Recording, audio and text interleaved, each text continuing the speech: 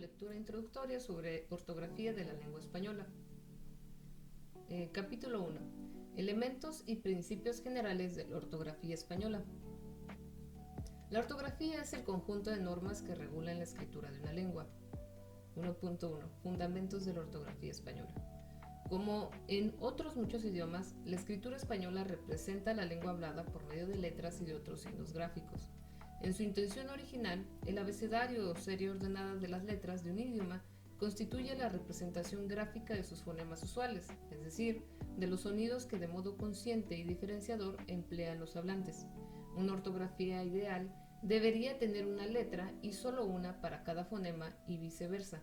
Pero tal correspondencia, por motivos históricos y de diversa índole, no se reproduce o produce en casi ninguna lengua, aunque el español es de las que más se aproxima a ese ideal teórico. Como las demás lenguas románicas, el español se sirvió básicamente desde sus orígenes del alfabeto latino, que fue adaptado y completado a lo largo de los siglos.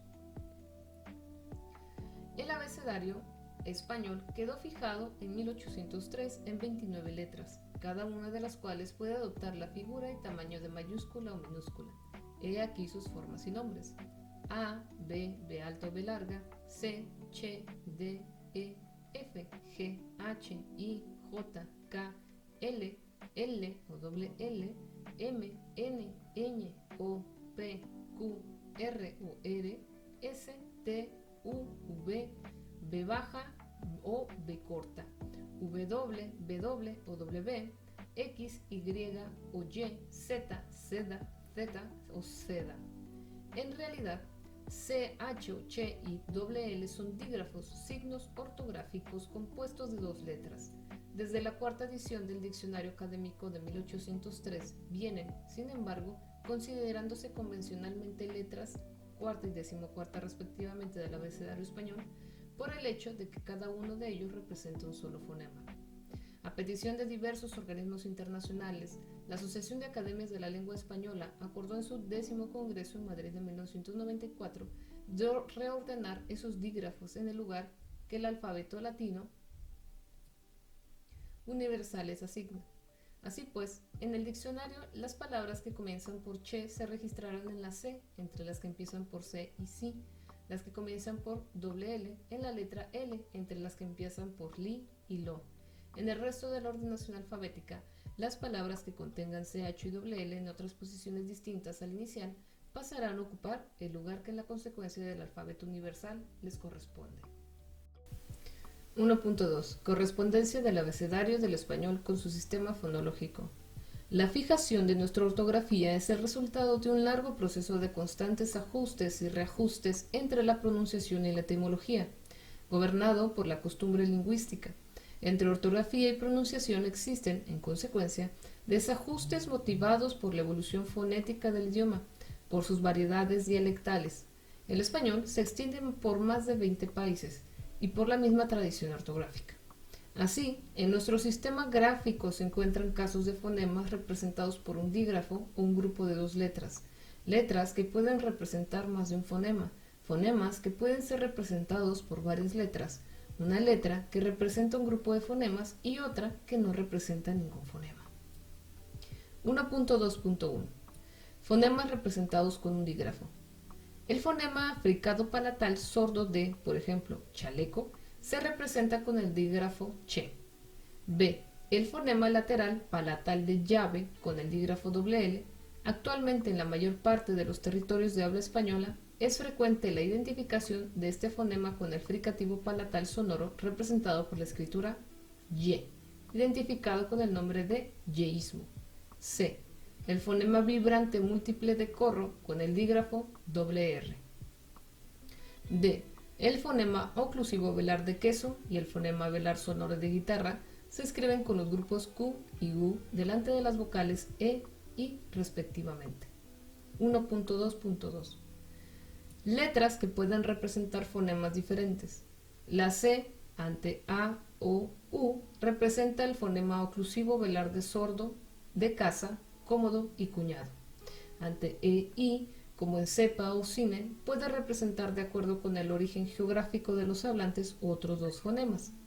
El fricativo interdental sordo dominante entre las variedades españolas habladas en el norte, centro y este de la península ibérica, representado también mediante la letra Z.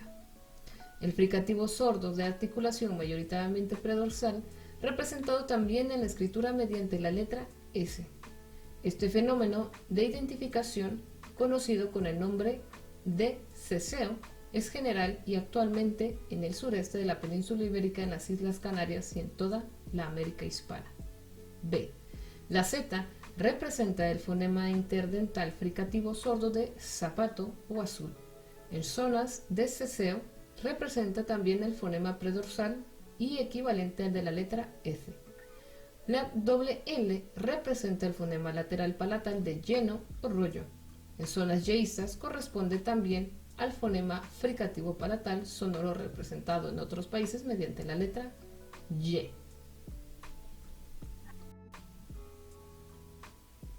D.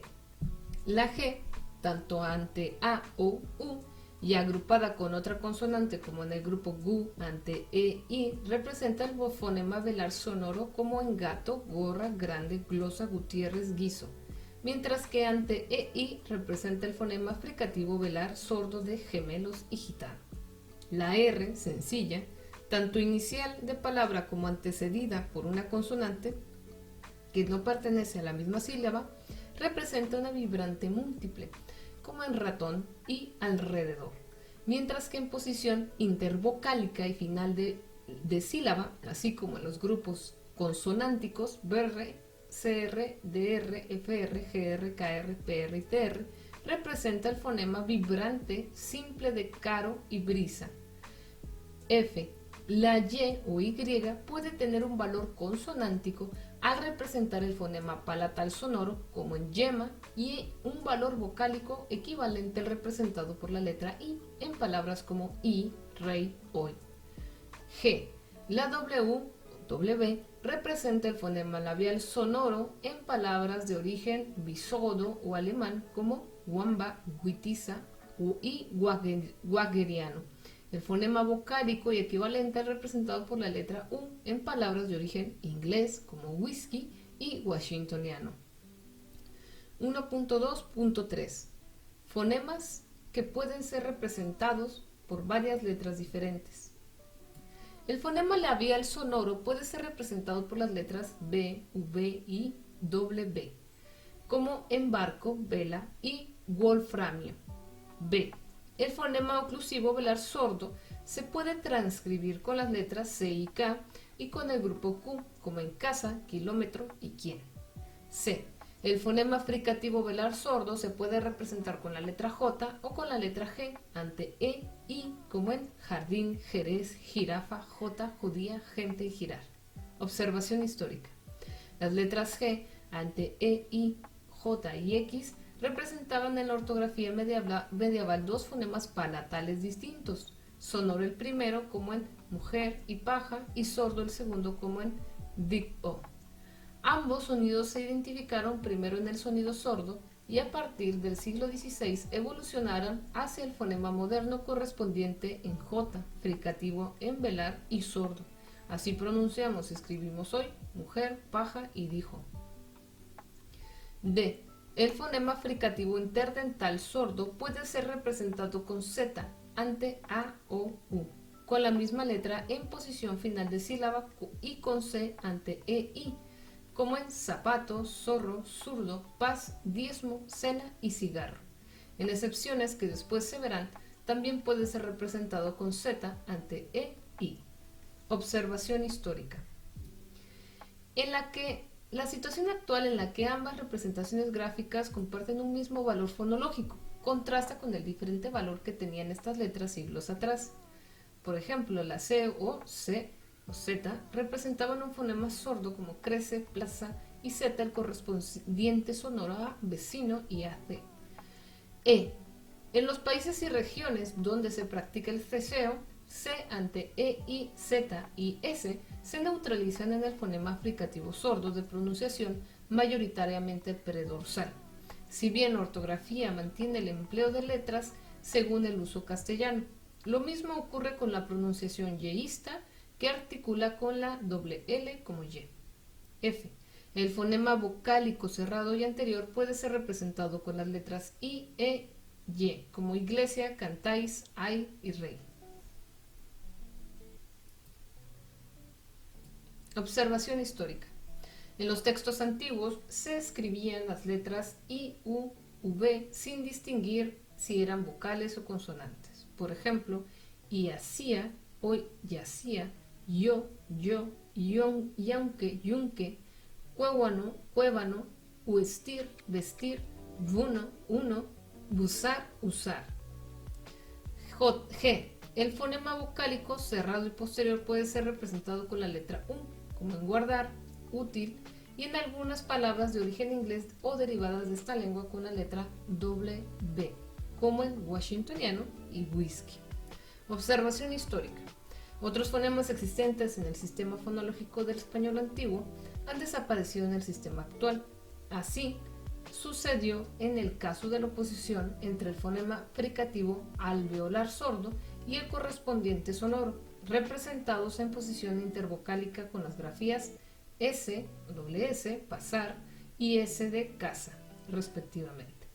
Durante la Edad Moderna se perdió esta diferencia fonética en favor de la pronunciación sorda, y la ortografía reflejó el cambio empleando la S única en todos los casos.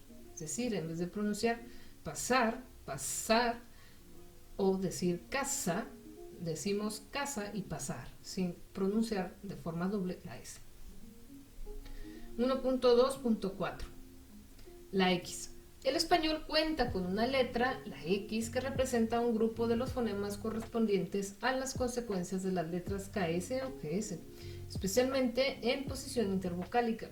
Así, por ejemplo, un examen o boxeo. 1.2.5. La H. Esta letra, que en otro tiempo representó una aspiración, carece hoy de valor fonológico y no representa sonido alguno. 1.3. Otros signos empleados en escrituras del español. Junto con las letras se usan en escritura otros signos que sirven para identificar o indicar la pronunciación de las palabras y la entonación de los enunciados, así como para facilitar la comprensión de los textos escritos. La ortografía establece cómo se han de emplear las letras y los signos auxiliares de la escritura. Por el momento es todo. Gracias.